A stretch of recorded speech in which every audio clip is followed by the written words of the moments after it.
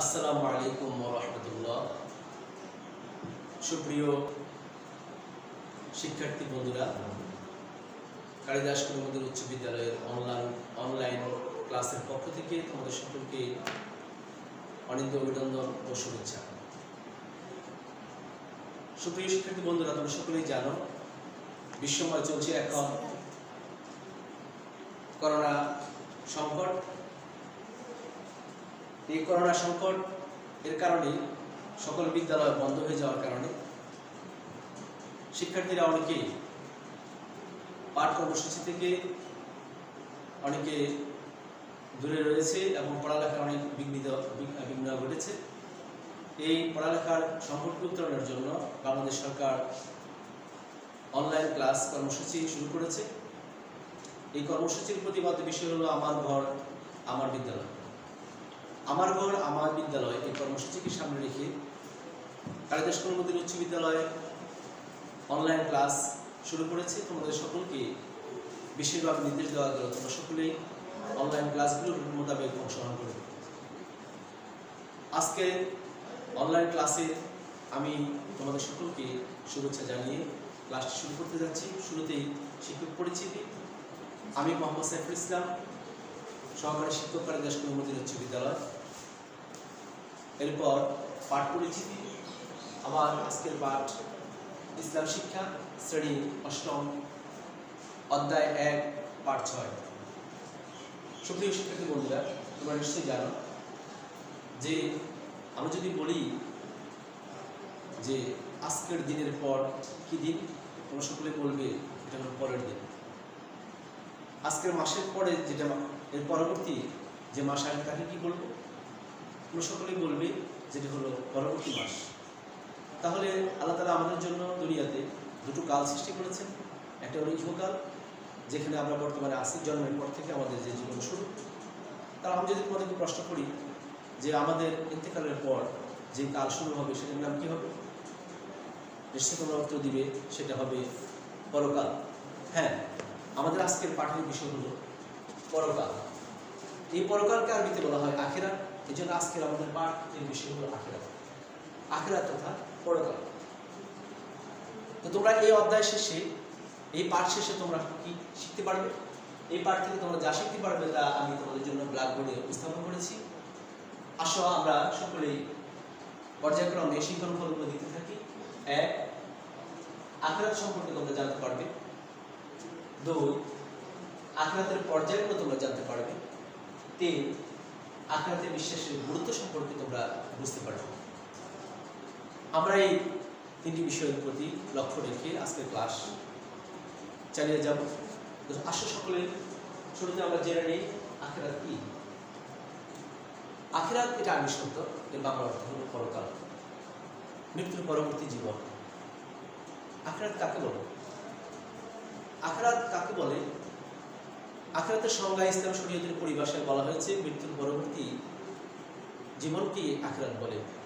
এছাড়াও এর আরও অনেকগুলো সংজ্ঞা রয়েছে, যে মৃত্যুর সাথে সাথে মানুষের যে নতুন জীবনের শুরু হয় এবং যার কোনো শেষ নেই, সেই জীবনকেই বলা হয় আখিরাত। তাহলে আমরা জানতে পারলাম আখিরাত কি এবং আখিরাত কাকে বলে। এখন আমরা জানবো এই আখিরাতকে কয় ভাগে ভাগ করা হয়েছে, মানে আখিরাতের কয়টি পর্যায় রয়েছে। আমরা সেখানে বলে দেখতে পেয়েছি আখিরাতের পর্যায়ের কথা। আখিরাতের পর্যায় কয়টি? আল্লাহ তাআলা আখিরাতকে দুটো ভাগে ভাগ করেছেন। 1, তার নাম হলো বারজাখ। 2, সেটা হলো কিয়ামত। তাহলে আমরা জানতে পারলাম আখিরাতের কয়টি পর্যায়? আখিরাতের পর্যায় হলো দুটো, 1 বারজাখ, 2 কিয়ামত। আসলে তাহলে আমরা এখন জানবো বারজাখ কি। বারজাখ হলো আরবি শব্দ, এর বাংলা অর্থ হলো পর্দা, দুটি বস্তুর মধ্যবর্তী অন্তরায়। এর জন্য একটা ঘরের ভিতরে প্রবেশ করার সময় মাঝখানে ঘরের সামনে যে পর্দা দেওয়া থাকে, এই পর্দাটা ভেদ করলেই ঘরের ভিতরে প্রবেশ করা যায়। এজন্য মানুষের ইন্তেকালের পর যে সময়কালকে অতিক্রম করলে মানুষ চূড়ান্ত আখিরাতে প্রবেশ করবে, ওই সময়টার নাম হলো বারজাখ। এই বারজাখের আরেকটি নাম রয়েছে। তোমরা কি বলতে পারো যে বারজাখের আরেকটি নাম কি?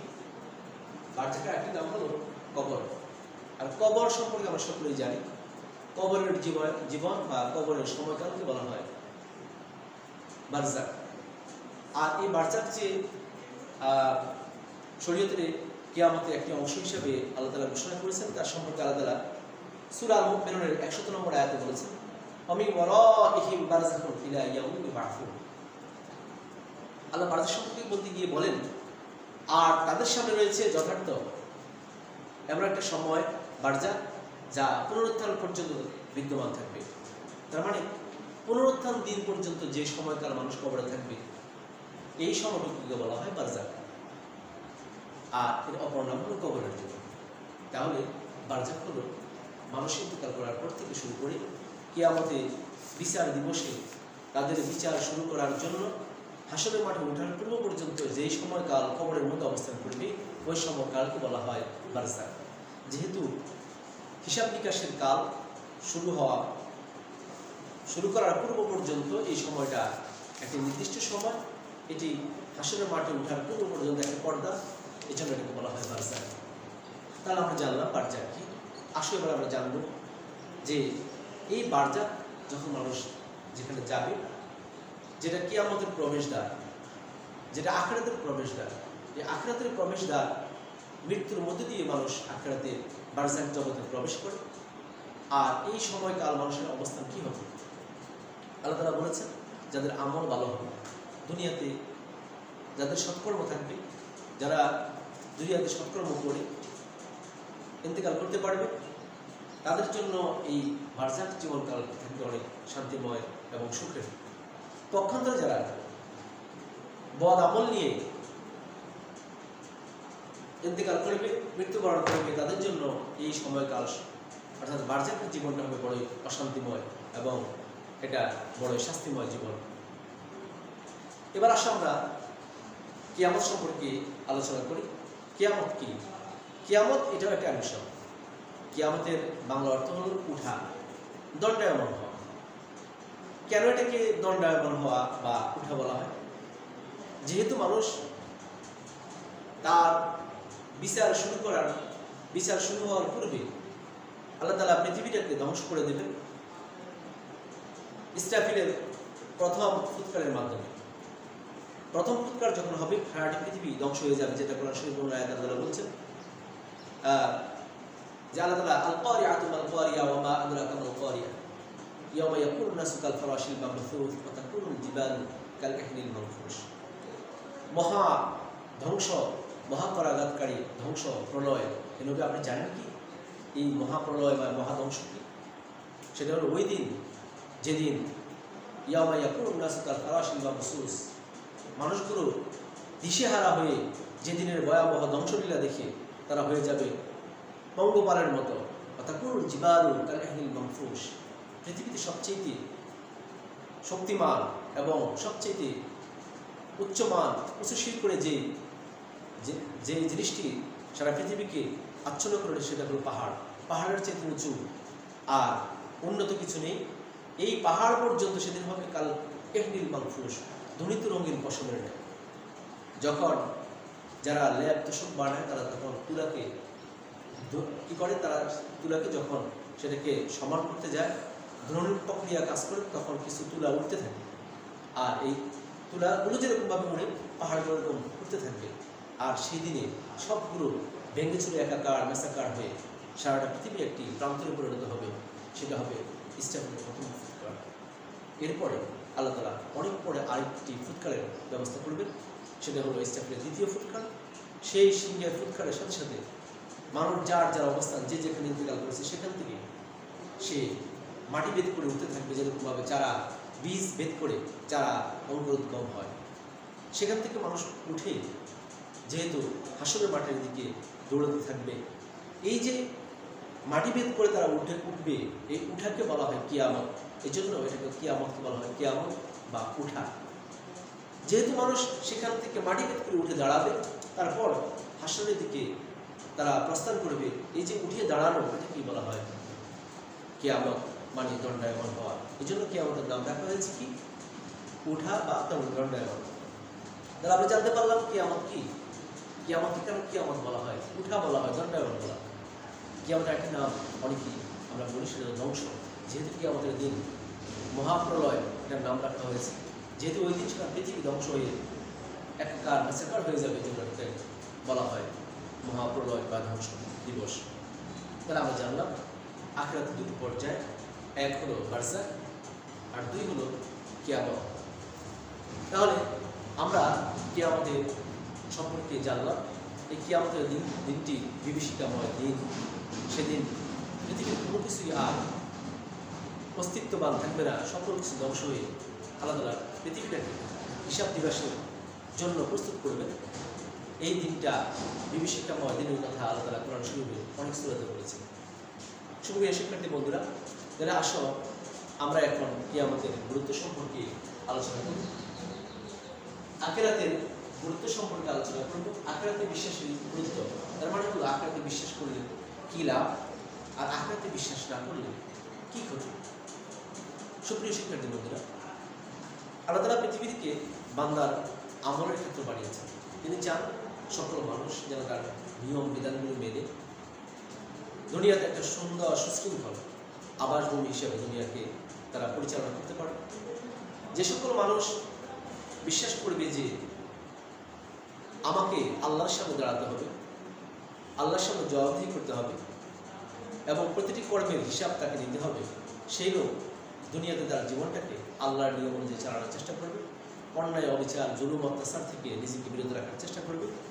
কখনো যদি গুনাহের কাজ হয়েও যায় সে সেটাকে তাওবার মাধ্যমে পরিশুদ্ধি করে নেওয়ার চেষ্টা করবে। আর এই আখিরাতে বিশ্বাস যদি কোনো ব্যক্তির ভিতরে থাকে সেই ব্যক্তিকে বলা হয় ঈমানদার। তার মানে হলো আখিরাতে বিশ্বাস ঈমানের একটি অংশ। আকাইদের সাতটি মূল স্তম্ভের একটি হলো আখিরাতে বিশ্বাস। সুতরাং যার আখিরাতে বিশ্বাস থাকবে সে হবে মুমিন, আর আখিরাতে বিশ্বাস না থাকলে সে কখনোই মুমিন হতে পারবে না। এ সম্পর্কে আল্লাহ তাআলা কোরআন শরীফে সূরা আল বাকারার 4 নম্বর আয়াতে বলেন, ওয়াবিল আখিরাতি হুম ইউকিনুন। আর যারা বিশ্বাসী আর যারা মুমিন তারা আখিরাতে দৃঢ়ভাবে বিশ্বাস করে। তার মানে মুমিন হতে হলে অবশ্যই আমাদেরকে আখিরাতের সুদৃঢ় বিশ্বাস থাকতে হবে। আখিরাতের বিশ্বাস ছাড়া মুমিন হওয়া যাবে না। এটা হলো আখিরাতের বিশ্বাসের উপকারিতা। এখন আমরা জানব আখিরাতে বিশ্বাসের না বিশ্বাস করার পরিণাম কি। সুপ্রিয় শিক্ষার্থী বন্ধুরা, কোনো ব্যক্তি যদি একটি রুমের মধ্যে প্রবেশ করে, সেখানে অনেক জিনিসপত্র রয়েছে, সে যদি জানে যে এই রুমের মধ্যে সিসি ক্যামেরা দেওয়া আছে আর সেখানে যদি কোনো মানুষ নাও থাকে, সে এই কথা যখন জানতে পারবে তাহলে সেখানে অনেক লোভনীয় এবং অনেক দামি জিনিস থাকলেও সে কি সেটা পকেটে প্রবেশ করানোর বা চুরি করার কোনো চিন্তা করবে? নিশ্চয়ই তোমরা বলবে না। কেন করবে না? কারণ সে জানতে পারে যে এই সিসি ক্যামেরায় সব কিছু রেকর্ড হচ্ছে। এই কারণে আমি যদি এখান থেকে চুরিও করি, পরবর্তীতে ক্যামেরা দেখে ভিডিও ক্লিপ দেখে আমাকে চিহ্নিত করা হবে, আমাকে জবাবদিহিতার সম্মুখীন করা হবে, আমাকে চোর বলে সাব্যস্ত করা হবে এবং শাস্তি দেওয়া হবে।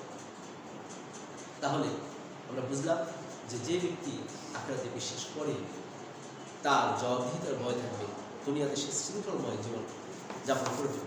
কিন্তু যদি সে আখিরাতে বিশ্বাস নাই করে, আখিরাতে যে জবাবদিহিতার ভয় তার ভিতরে না থাকে, তাহলে সে পৃথিবীতে তার স্বার্থ হাসিলের জন্য, তার লোককে চরিতার্থ করার জন্য এমন কোনো গুনাহ এবং অন্যায়ের কাজ থাকবে না যে কাজ সে করতে পারে। অহংকারী হয়ে উঠবে, পাপাচারী হয়ে উঠবে, দুশ্চরিত্রবান হয়ে উঠবে, অনৈতিক জীবনে যাপনে সে অভ্যস্ত হয়ে উঠবে। এই জন্য আমাদেরকে এই বিষয়টি খেয়াল রাখতে হবে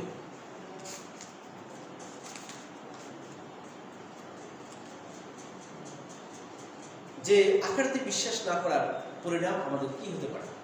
আখিরাতে বিশ্বাস না করলে একজন ব্যক্তি অহংকারী জীব হয়ে উঠবে এবং সে অনৈতিক হয়ে উঠবে। সে সম্পর্কে আল্লাহ তাআলা কোরআনুল কারীমের সূরা আন-নাহলের 22 নম্বর আয়াতে বলেন, কি বলেন আসো আমরা শুনে নিই। সেটা হলো আল্লাযীনা লা ইউমিনুনা বিল আখিরাতি কুলুবুহুম মুনকিরাতুন ওয়া হুম মুস্তাকবিরুন।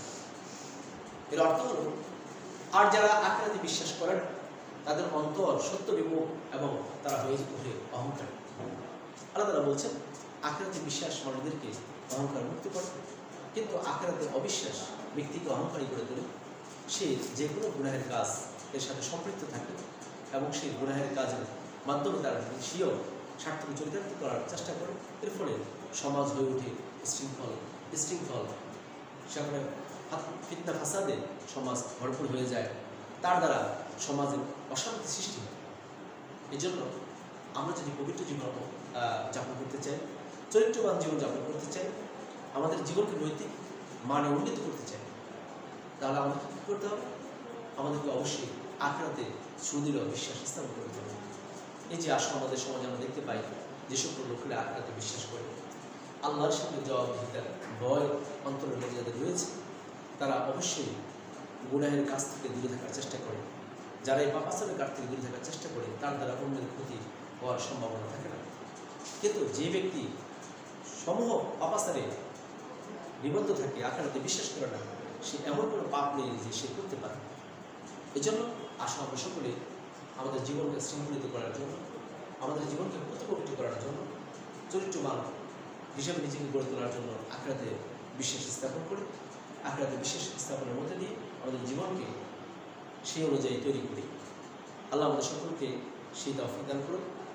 সুপ্রিয় শিক্ষার্থী বন্ধুরা, ক্লাস শেষে আজকে তোমাদেরকে একটা কথা বলবো যে তোমরা প্রতিদিন তোমাদের নিজ নিজ বিষয়গুলোকে রুটিন অনুযায়ী অধ্যয়ন করবে এবং তোমরা সকলেই করোনার সংকটকালীন সময়ে নিজেদেরকে করোনা সংকট থেকে, করোনা সমস্যা থেকে নিজেদেরকে বাঁচানোর জন্য স্বাস্থ্যবিধিগুলো মেনে চলবে। নিয়মিত সাবান দিয়ে হাত ধুবে, বাইরে গেলে সকলে মাস্ক পরবে এবং জনসম্পৃক্ত কাজগুলো থেকে এবং জনকোলাহলপূর্ণ জায়গা থেকে তোমরা নিজেকে দূরে রাখার চেষ্টা করবে।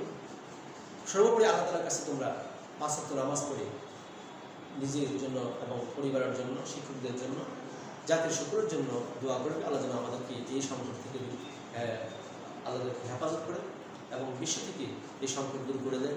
আমরা যেন আবারও ছাত্র শিক্ষক একই ক্লাসে, একই জায়গায়, একে অপরকে দেখে আমরা যেন প্রশান্ত হতে পারি।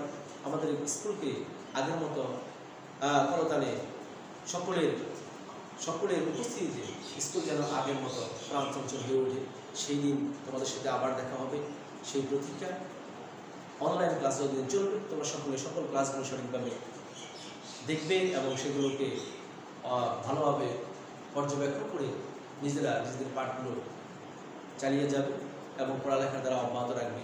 তোমাদের সকলের সুস্বাস্থ্যময় জীবন, মঙ্গলময় জীবন এবং আনন্দময় জীবন কামনা করে আজকের মতো এখানে শেষ করছি। আসসালামু আলাইকুম ওয়া রাহমাতুল্লাহ।